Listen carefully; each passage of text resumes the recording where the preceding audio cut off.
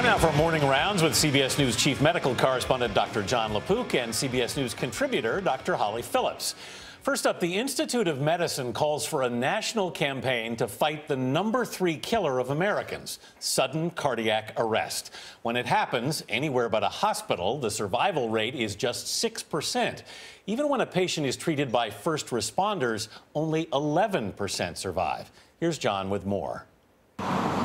The last thing 62-year-old Steve Tannenbaum remembers from May 6, 2009 is walking onto a softball field. I was found blue without a pulse and no clinical signs of life at all. He had sudden cardiac arrest. 2 bystanders started CPR, and within 3 to 5 minutes, the police arrived with a defibrillator and shocked Tannenbaum's heart. Well, I was just incredibly lucky to be at the right place at the right time. The report found that annually, less than 3% of the U.S. population receives CPR training, and defibrillators are used by bystanders in just 4% of non-hospital cardiac arrests. Dr. Clifton Calloway is Vice Chairman of Emergency Medicine at University of Pittsburgh Medical Center. The #1 priority is to be giving them chest compression so that you're circulating the blood for them. Get directly over the victim. There are videos that will teach you in less than 2 minutes the basic steps that you need to know that could help double a chance of somebody surviving a sudden cardiac arrest. John, why does bystander intervention happen so infrequently?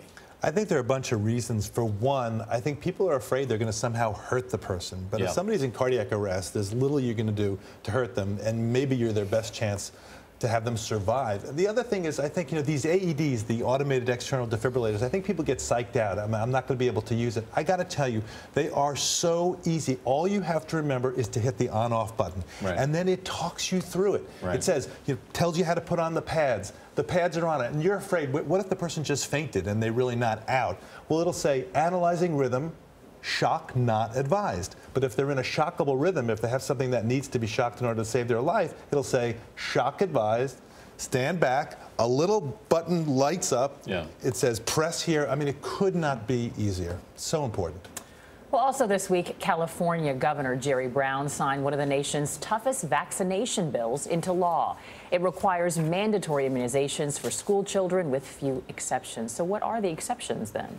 This is a very straightforward law. Basically, it's no vaccines, no school. So that applies to kids in public school, private school, and daycare.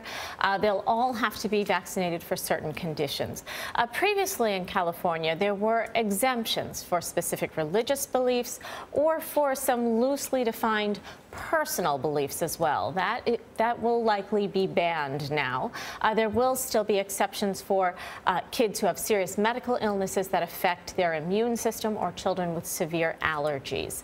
But this really is a game changer with how it's going to be approached. And I live in California, and we've been criticized for a long time for how lax the law was. So how does this now stack up against other states?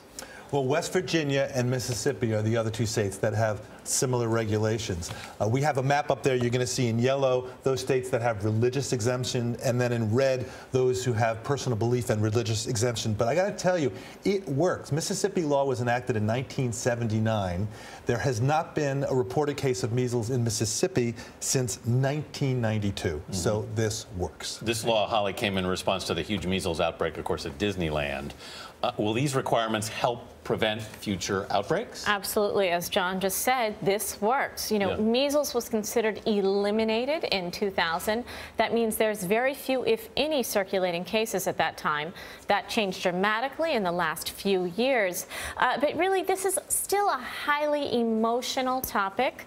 The law is supposed to take effect next year, but I would not be surprised if we saw some sort of legal shenanigans happening to try and slow that down.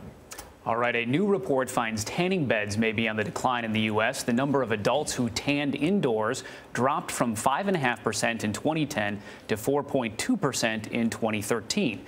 But the researchers found an estimated 7.8 million women and nearly 2 million men still use indoor tanning beds, which are strongly linked to cancer. Are you guys surprised that this many people are still doing this? Well, I'm happy that we're heading in the right direction, but it is still striking that the top group of people who are using tanning beds are young people between the ages of about 18 and 29. the earlier you're exposed to tanning beds and sun exposure, the more likely you are to have cancer and also signs of aging, like wrinkles and age spots. So there's still a lot of work to be done, but I'm actually happy we're going in the right direction. We just have to just keep saying it over and over and over again. Yeah. I mean, no brainer. It's not worth it. It's not worth it. It's not. New research suggests a child's participation in extracurricular sports could also help in the classroom. Experts at the University of Montreal analyzed data on more than 2,500 kids born in Quebec between 1997 and 98. They found students who took part in regular, structured extracurricular sports seemed to develop discipline and attention skills that could help them in school. This feels like a no-brainer again to me, too, frankly. Yeah, and it makes sense, and it's part of this. I keep saying this over and over again, which is it's the stuff that your mother could have told you. Right, what did your mother tell you? Eat your fruits and vegetables, go out and play. Play, exactly. If I was bored, she would say, knock your head against the wall. Right. But you know what, unfortunately, music and sports and these other areas where kids can really develop concentration, focus, and discipline, those areas are some of the first to be cut when school funds are running low.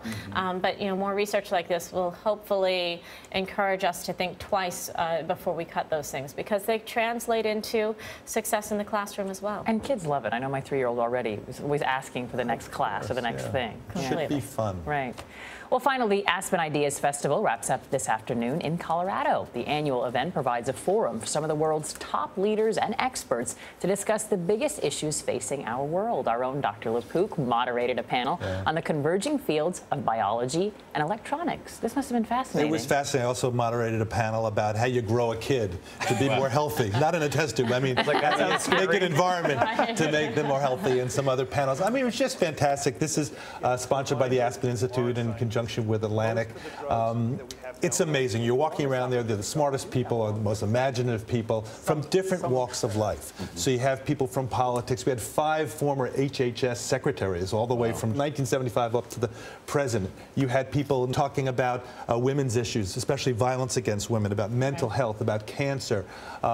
And people from the fields of business, from arts, all coming together. So I just found it fascinating, and I thought it was really uplifting to think that people were getting together. You're thinking about these problems being so difficult. How in the world are we going to solve them? But there are a lot of smart people out there. It was a great weekend. Gives you some hope. Yes. That's good. All right, Dr. Jon LaPook, Dr. Holly Phillips, thank you so much.